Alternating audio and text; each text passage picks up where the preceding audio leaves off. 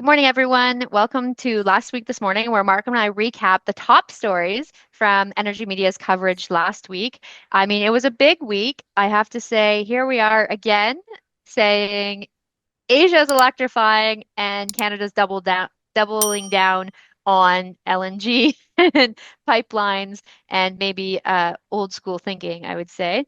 Um, so let's jump right into it. I want to first talk about that interview you posted with Tim Buckley. He's the director of Climate Energy Finance. He's from Australia. I mean, lots of people are always comparing Canada and Australia. We kind of have I mean, obviously on different parts Right. of the world, different hemispheres, but we have a similar kind of, background as far as we were English colonies, and here we are coming back as Commonwealth countries. And yeah, so fill me in. What was Tim saying? Right. And resource economies. That's a Right. Yeah. really important thing. Metal, coal. Yeah, LNG, exactly. Right. exactly. So uh, one of the basic principles here, folks, is that we need to understand that the global energy system is changing at a rapid. Yeah. We are being left behind. All of the technology that started that transition 50 years ago came out of North America. Solar panels, wind turbines, lithium batteries, all that kind of stuff started life in the United States and then migrated out to Europe in the case of solar panels. But China picked it up 15 to 20 years ago and has adopted it and is scaling it. Scaling both the manufacturing, so the supply, and scaling the deployment, the demand side. And Right. China is now the first electro state, as we've said many times. And so the point is that Asia is electrifying and doesn't want our LNG or our oil long term. It might want it in the short term, but it doesn't want it in the medium to long term. Why? Because it has to pay for it. And importing that, when you're like Malaysia, for example, and you import maybe $10 billion worth of LNG, where do you get those US dollars to pay for that LNG? Those are Yeah. come from your foreign currency reserves, and it's very expensive. It's very expensive. So the country Yeah. says, why would we pay for imported LNG when we have coal, or we have coal nearby in the region that we can buy at for much cheaper, and it's Yeah. more secure because it's here. It doesn't have to come across the ocean and be disrupted by a war or high prices or Yep. whatever. So we're going to build out our power sector, and even if we have to burn a lot of coal, we don't care because the economy for Asian countries, which are growing rapidly, it's where all the energy demand growth is coming from. The economy comes before climate, comes before anything else. Yep. So they say, let's expand our power sector. We'll use wind, we'll use solar, we'll use batteries, and then whatever we need for coal, we will use that as well. And then on the demand side, which is the important thing for Canada, we will use electric vehicles. So we don't need your oil. We will use heat pumps. So we don't need your natural gas or your LNG. Yep. We will Mm-hmm. use electric industrial processes like electric heat batteries, plasma arc technology, all of that kind of stuff, so that we don't need your gas. And they're in the process of electrifying, and they're just 2 to 5 years into it. So Yeah. the signals are there, the trends are there. It's obvious if you're paying attention to it, but if you're not paying attention to it, if you're in Canada and you're navel gazing as we do in Canada, we are the worst navel gazers in the world. My God, we think the sunshine shines out of whatever orifice is, your orifice of choice. That's not the case. The world has Yep. moved on. The world is moving in a different direction while we're sniping at each other over Alberta wanting to separate or build a pipeline, while Ontario wants to do this or that, while we're looking in, the rest of the world, particularly Asia, is looking out and it's saying, hey, this is a new world. And that was Tim's basic thrust of his argument. And also, I think it was really important I heard in that video was you can invest once and then you can make your own power. You put up solar panels, you do, you're not dependent on, potentially what might be a rocky political situation in another country. You can do it yourself. Buy the equipment once, get 20 to 30 years of domestic product out of that equipment, and then you're not on the hook for all these fluctuations that we're going to see. As we move towards the transition, whether you think it's going to be in 2029 or peak oil in 2029, or whether you think it's going to be in 2050, things are going to change. And so I mean, I found that quite important. People are trying to minimize the disruption within their own national economies. Now, And I just want yeah, to I want to finish up here because I wrote something or I did a video on the weekend. yeah, And I talked about where are Canada's energy transition experts. Because remember, folks, the expert interviews are an important part of our journalism. And 50% of our interviews come from Canadian experts, and 50% yeah, come from international experts. So people primarily in the United States and Europe, and then a smattering from Asia. When I'm moving out into those other ecosystems of universities and national laboratories and yeah, think tanks and so on, the amount of intellectual horsepower in those other countries is astonishing. Like instead of talking about a few dozen experts, as we are in Canada, we're talking thousands of experts, yeah, economists and engineers and analysts and on and on and on that I have to choose from who are working on the theory. They're working on the application of that theory to specific sectors, whether it's auto transportation or it's buildings or it's whatever it happens to be. And a yeah, lot of it is so that businesses can make good decisions. It's so that so policymakers have the information they need to make good decisions. And one of the reasons why we don't understand what the global change is the way we should here in Canada is because we don't have the expert voices. yeah, We don't. And when we do have experts, because it's not like we have zero, but we have, and I know them all because I interview them all the time, right? yeah, yeah, It's because they're not in the public square. They're not the folks who are driving the conversation about where energy is going and should we do LNG and should we build a pipeline and then expand the oil sands. They have no voice yeah, whatsoever. Or if they have a voice, it's through Energy Media. I mean, this is how bad it is.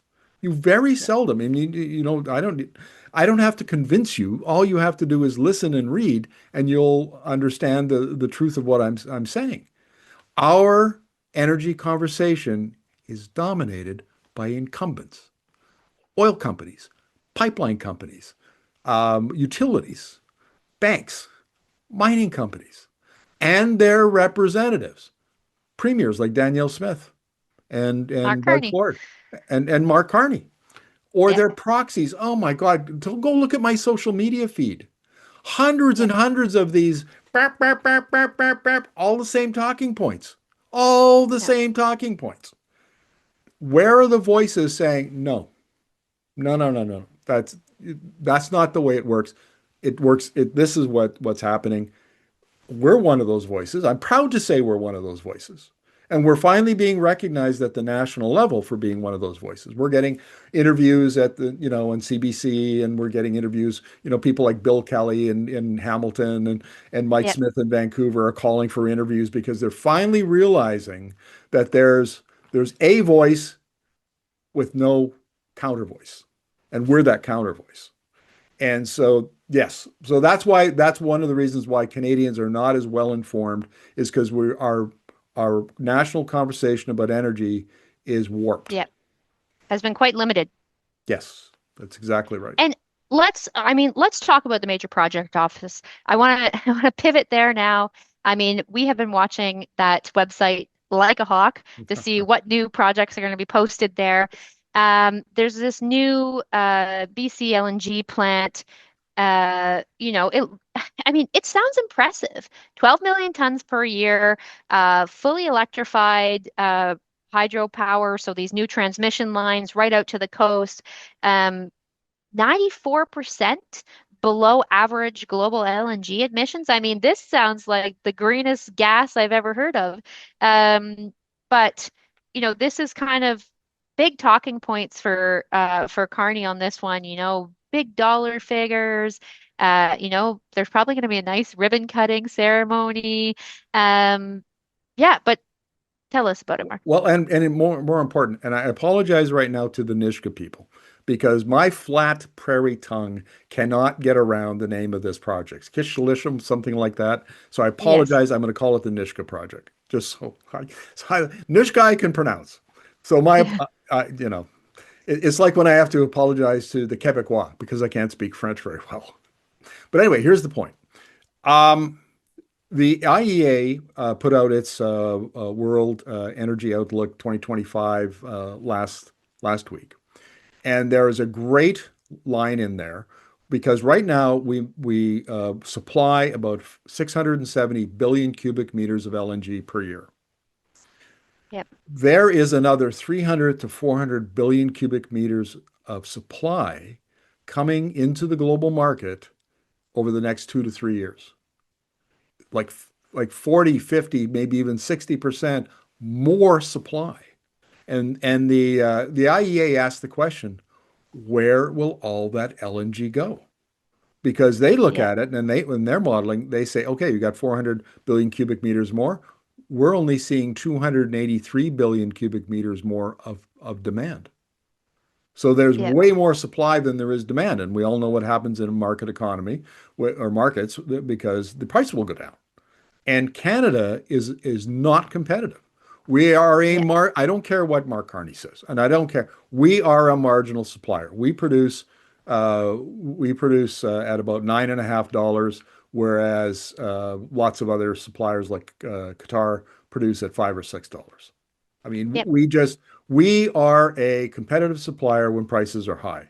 When prices Yep. drop, we are not competitive. That's why one of the reasons why you see LNG projects in Canada taking so long to get the final investment decision, right? It's not just government regulation, it's basic economics, which we never Yep. talk about because conversations dominated by the LNG companies and the oil and gas industry.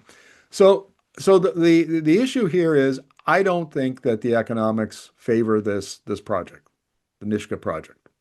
And the I'll get attacked for that for being, and I already am being attacked because I'm, not supporting indigenous economic development and I'm racist Yep. or I'm no, no, no, no, no. This is about markets. This is about technology. This is about, dollars and cents. It has nothing to do with who is the proponent.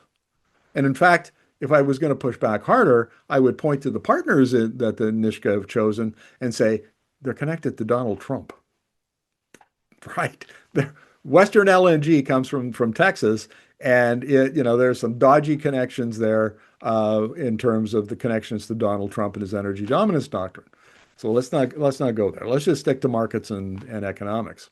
So I think this is a bad deal, and the only justification for it might be, and you alluded to the low emissions intensity because it's going to be Yep. liquefaction is going to be electrified, but there is not a green premium right now for low emissions intensity No. LNG. Yeah. So the proponents and the supporters have to demonstrate that there's a business case where in the future, the low emissions intensity clean LNG gets a premium, which then makes the Nishka project competitive.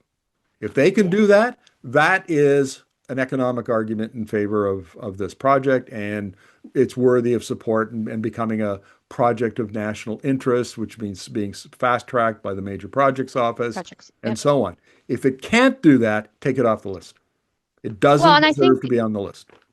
I think I mean, we've said this before. I mean, politicians, you know, wave their hand and say, well, Asia will take all the LNG we can supply. Europe needs to get off Russian LNG because of, and so I think it's the same old talking points that keep coming up and keep being said. And like you've said many times, we're not really looking at the customers for this. By the time we actually get this thing up and running, who are the customers going to be? And we still don't have any good answers from our leaders on that. I want to make a point here. Yeah. I was contacted late last week and by a person who works in a provincial energy department and is watches our stuff religiously and agrees with, and they said that they quote me all the time, where are the customers? Yeah. And the point was, Fantastic. and I can't identify this person because obviously because they're not authorized to speak on the record, but their point was, uh, where are the economics? Where are the customers? Inside the industry and inside provincial governments. Could be Alberta, could be BC. BC's as bad on LNG as Alberta is. Could be in Yep. Ontario, where Doug Ford is obsessed with pipelines. Um, it's drill, baby, drill. It's like lemmings. You know, it's a trend. You can't speak out against it. Those who understand our argument against it have to keep quiet because they're just simply drowned out and they'll be penalized. This is something you don't understand, folks. I understand this very well. I spent 5 years in the oil and gas industry, 2003 to 2008, all over North America. And then since then, in 2008, when we formed our first uh, online media company, which then evolved into Energi Media, here's something that you can take to the bank. If you are an outlier in the oil and gas industry or you're Yep. associated with it and you buck the trend, you will be punished. Your career will be damaged. You may get fired and not come back with Jenny Yermy from our energy Yep. circles, had a Yep. geoscientist with 20 years experience. And she said, okay, I'm not happy with what you're doing with environmental liabilities to her previous employer. And they said, bye bye, Jenny. And she hasn't been able to get a job since. And so she just said, fine, I'll go and do something else. And we know many people like that. And I have people come up to me when I speak at a conference, when the people email me and they say, if you are not part of the consensus, part of the dominant narrative in the oil and gas industry, you you can't speak out. You have to stay silent, put your head down, pay your mortgage, pay for your kids to go to soccer practice, because if you don't, you are going to suffer. And so there are a lot of people in Alberta, in Calgary, who work in the oil and gas industry downtown in a head office Yeah. and don't agree with what their own companies are doing, but they feel like they will be punished, and they, you know, They and can't so afford it to be punished. they stay quiet. Yep. And we are their voice. Let me be very clear. We are their voice, and that's what people look to us for, is that other perspective that is closely aligned, more closely aligned with the data and the evidence. And that's why our voice is growing, and as a pushback against this overbearing, punishing, uh, retribution oriented narrative out of the industry. Well, I think it's a great time to pivot because you had Ed Hurst as well on last week. Yes. Um, I mean, he's my favorite. Uh, and he was, explaining that Texas really is an indicator here, or should be an alarm bell for us about what happens if we don't take electrification seriously. Um, you know, I think that's an important message. And Ed is out of Houston, correct? Eddie is when I met him 5, 7 years ago, something like that. He was very much he had a side hustle as in a junior oil company. Plus, he taught economics at the University of Houston, and he's been Yep. around for since Christ was a child doing this stuff. He's a national commentator on economic energy economics, Forbes and CNBC and all that kind of stuff. Mm-hmm. Mm-hmm. But he, like us here at Energy Media, he's followed the evidence as it's changed. And so he has Yeah. a very different perspective now. So here's the point. I want to ask you a question, MC. What Yep. Texas electricity demand is going to grow, consumption is going to Yes. grow next year. What percentage do you think it will grow by? Oh, this information wasn't in the interview, was it? I'm not sure actually, but I do know that it's going to grow faster than what they can put on demand. Right. So here's the thing. And I'll use BC as an example because I know it well.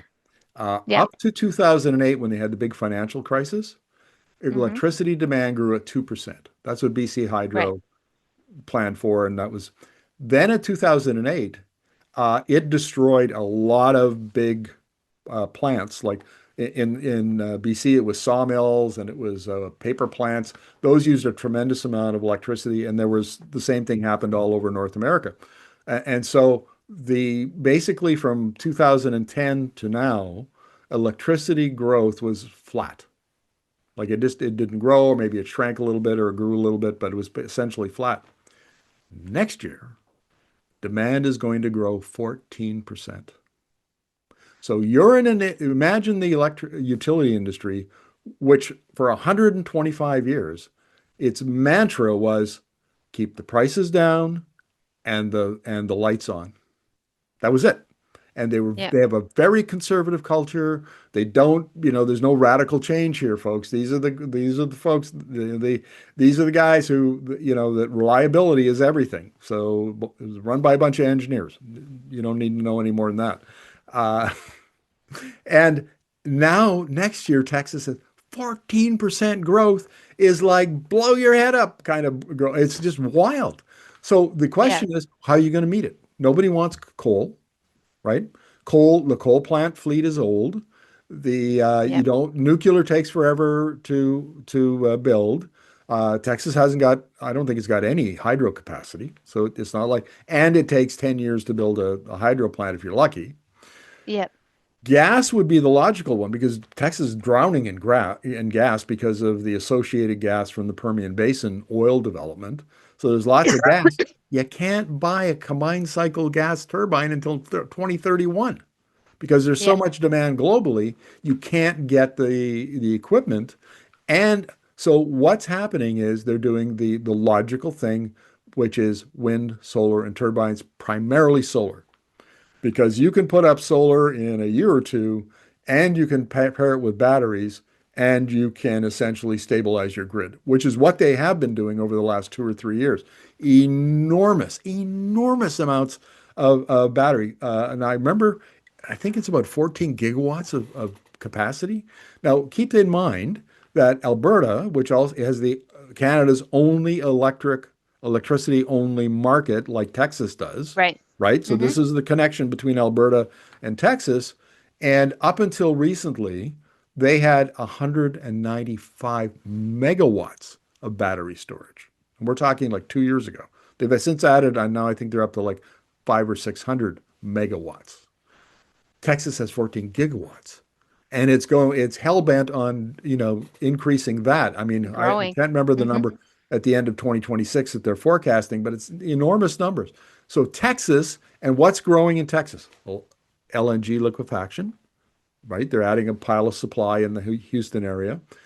Yep. Reshoring of manufacturing. There's a lot of industry now locating in Texas. Electrification, so that could be heat pumps and electric vehicles and so on. And Yep. all of that together is lead. And Texas is a microcosm of what's happening across the United States. It's happening in Yep. California. It's happening in the Northeast. In up in the New York, New England area. It's happening in Washington. It's happening everywhere. Yep. Electricity demand is growing faster than utilities and the power grids can keep up. Yep. And there is a lesson here for Canada because BC Hydro, after 15 years of flat, like no growth, came out with its integrated resource plan. And I have an interview with about that I did last week. Now they're back up to 2%. And the expert from CanREA, who's Canadian Renewables Association, because BC Hydro will be relying on wind and solar and batteries to augment its hydroelectricity. So that's how they're going to get their 2% growth. But she made the point. She said, we thought it was going to be a lot more than 2%. Because all you have to do is look around any jurisdiction in North America, and And 2% is C. way low, way Yeah. low. And this is the danger for Canada. We are so caught up now with LNG and pipelines and oil sands and oil and all of that stuff that we're not understanding how the world is electrifying. And we're underestimating the amount of work we have to do in our power grid and the amount of generation we have to add to that grid. And BC Hydro is the poster child for that. And part of it is they haven't received the policy direction from the David Eby government, the NDP government there. So I mean, the reason for this and the implications are complex, but that's essentially what it boils down to. So what we're seeing in Texas is only an egregious example of what we'll be dealing with in Canada, and we're going to get caught short if we're not careful. So be prepared, I think, is what we're saying here, and highlighting the fact that currently we're not having the right conversation. Boy, isn't that the truth? I've been arguing this for years, and Yeah. it only gets worse. And so, Well, and now, I mean, we heard a lot last week about Trump and the Epstein files and what's going to happen here with the MAGA movement. And I mean, there's also I mean, we talk a lot about the Maple MAGA and the culture here in Alberta, and so you know, how can we relate what's happening um, down there to what's happening in Canada? Like, what's the connection here? Because I mean, on the surface, I don't know. Like, is Danielle Smith really connected to Trump, or is this just an assumption, or what's happening here? yeah, this came out of an interview with Dwayne Bratt, professor of Yeah. political science at Mount Royal University. Now, one of the things that you have to understand is, political scientists have political leanings, which will come as no great shock to anybody who wants thinks this through. One of the reasons why I like Dwayne is he might not agree with this, by the way, but I would argue that he actually leans a little bit centrist or rightish, right? He's not the a big NDP supporter. Yeah. He would lean more towards kind of the old style Alberta progressive conservative view of the world. And so when he says Danielle Trump is a radical populist, when he says the connections between Trump's MAGA movement and Alberta's United Conservative Party, the Maple MAGA, is really, really strong. And then he talks about some of the connections like Minister Devin Dreeshen, who was a volunteer on Trump's first Volunteering. campaign and has Hmm. very, very deep connections down in the US into the Trump administration and the MAGA. You know what he said? He said when Danielle Smith went down to the Trump inauguration in January, Yeah. she had to watch from the Canadian embassy in the overflow, basically in the overflow. Devin Dreeshen her own minister sat on got a front row seat. That's the Unbelievable. kind of connections. And see, folks, we don't talk about this. We Yeah. don't talk about this. But when I lived in Calgary from 2000 to 2010, I knew because those are progressive conservative years, right? And the Hmm. social conservatives, the Maple MAGA as they were to become, the freedom movement, the convoy movement, all that kind of stuff, were inside the PC big tent. They were a fringe group inside. They were the Christian evangelicals, the social conservatives, and all of that stuff was gestating inside that tent. And I met a pile of them in Calgary. And we had these conversations and they explained where they're coming from and what their objectives were and so on. And here you can take this to the bank.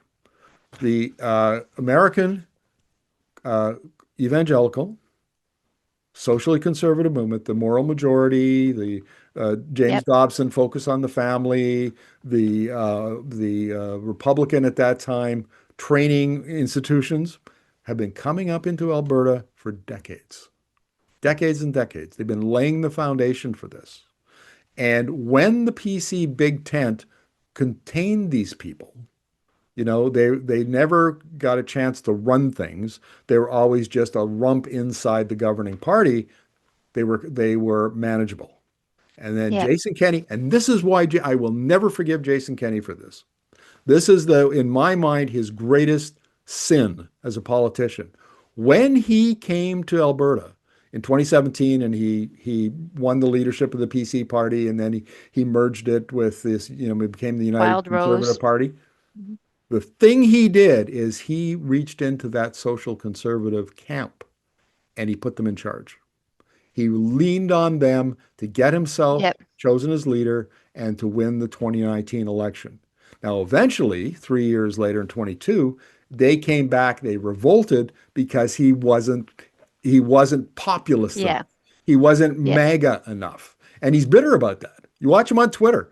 And he will go on and on about how he got torpedoed and he got, he got, he was sandbagged from inside the party by these guys. And he's really bitter about it, but he can't stop appealing to them because Yeah. now and this is my opinion, folks. This is not, but I think we're going to see Pierre Poilievre trounced out of the Canadian Conservative Party fairly soon. And in my opinion, Jason Kenney is auditioning for his job because he was a federal Interesting. politician for a long, Yep. long time, for a couple of decades, and you can see him doing it. You recognize the Yep. signs, right? He was quiet for 2, 3 years. Now he's back, and he's. But the CPC is dominated in their caucus by those Maple MAGA folks, and Yep. Kenny is now, because he's ambitious, he's now activating them again. He's ingratiating themselves with them again. So the connections here between Alberta and the MAGA movement and the implications for Smith and advancing the oil and gas industry and motivated by, threatening separatism and all that stuff. It comes out of that Maple MAGA caucus that she has and her membership. And on top of that, the influence that Alberta is having on, and remember, Pierre Poilievre comes from Calgary, right? Yep. Andrew Scheer comes from Saskatchewan. I mean, the leadership comes from the prairies. And Kenny is now lining himself up to be the next leader of the CPC. And so the Maple MAGA, the danger here is that the Trump style politics will be amplified over the next 2 to 5 years in Canada, with the consequences that we might look a lot more like the United States, polarized on the, tearing itself apart politically and at the government level. And it'll be because of these connections. It'll be stuff from the United States drifting over the border and infecting us, and then us allowing it to spread unchecked. Well, and I mean, we have to figure out, what does that look like outside of Alberta for the rest of Canada as well. And I guess we'll see, if there's going to be, if your prediction here about Kenny is correct. I haven't heard that perspective, but it is interesting. Kenny coming from the Harper government, of course, and we'll have to see. So I just want to kind of like wrap up what we've talked about. We talked about Asia is electrifying, Europe is electrifying, the US is also, against its will, maybe electrifying. If you look at the Texas example, we've got LNG markets heading for a glut, while we're trying to increase our increase supply or increase what we're putting out into the supply market. And then you've got Alberta's political strategy, you know, anchored in these Trump connections and this Mega Maple. How does Mega Maple talk about energy, and how does that affect um, our energy future here in Canada? And we can see that because they're entrenched in that incumbent discourse that we keep talking about. Um, so, I think is this the moment where we're going to change the conversation and stop backing a 50-year-old uh, project, this fossil fuel asset and pipelines? Can we move on to something else? Uh, Anyways, Markham and I are always talking about do the math, show us the business case. What is the scenario going to be? Show us the numbers. We're asking for our leaders to become accountable. And I want to say, if you like what we're doing here, if you like watching the show, these wrap-up shows, please like and subscribe and share our videos, our Substack, um, anything we produce here at Energy Media through your networks. Please comment and tell us what you think, ask your questions. And, thanks for joining us again this week. Markham, I'm going to hand it over to you for the last words. We really do appreciate your support, and our viewership numbers are going through the roof. And I think that's proof that our model, our journalism, is appealing. Our analytical, the way we do things here. And one of the important things that you mentioned a lot of things here. So Asia is Yeah. electrifying, Europe's Yeah. electrifying, the U.S. grid. So America is electrifying LNG and politics. One of the things we do here really well, I'm proud of, is we connect the dots. Yeah, exactly. We're a mile, we're 1,000 miles wide and an inch deep. But that's what's required because you can't always be the technical specialist in a field. You need that perspective where you back up to 35,000 feet and you say, how do all these pieces fit together? Yep. That's what we bring to the table is how the pieces fit together and what does that mean for Canada? What does it mean for Alberta and BC and so on? And Yep. so if you find our work useful, please support us. Financial support is always appreciated, but even spreading sending our stuff out by email, sharing it on social Yep. media, liking it, reposting it, all of that. If I may, there's an energy revolution coming, and I mean ENERGI. And so help us spread the word. Get that word out because there are consequences here. If we bet wrong on pipelines and LNG and so on, and then they become stranded assets, and then there are other costs. So you're a taxpayer. I'm a taxpayer. It will come back to bite us hard. And we need to make smart, informed decisions. Where's the math? Where's the business case? We need to demand that of our politicians. We need to demand that of the proponents. Don't let them off the hook. Don't let them snow you with narrative. Show me your Yep. numbers. If you can't show me your numbers, stay out of the conversation. We don't want to Get listen back to to the you. drawing board and do the Yeah, numbers. I want to see them. go do the math. And Yeah. we're not going to listen to you if you don't come armed with math. So that's where we're at. We've got a lot of stuff coming up this week, and so keep an eye out. Our Substack. We have not talked about our Yes. Substack. We've reinvigorated that over the last 3 4 weeks, and you're going to see a lot more. That's where our essays are going to live. That's where Yep. our 2,000 to 5,000 word essays, our more in-depth analysis of various issues. For the shorter pieces, like opinion pieces, 800 words as a rule, which I write, you'll find those on our website under the Markham on Energy column. So we're getting back into more written pieces, we're making an argument. We're always making an argument in either the short or the long form. If you like that kind of stuff and you like to read, look out for it. Yeah. Great. Thank you so much, Markham. And we'll see you all back here next week for another recap. Take Take care, care, everyone. folks.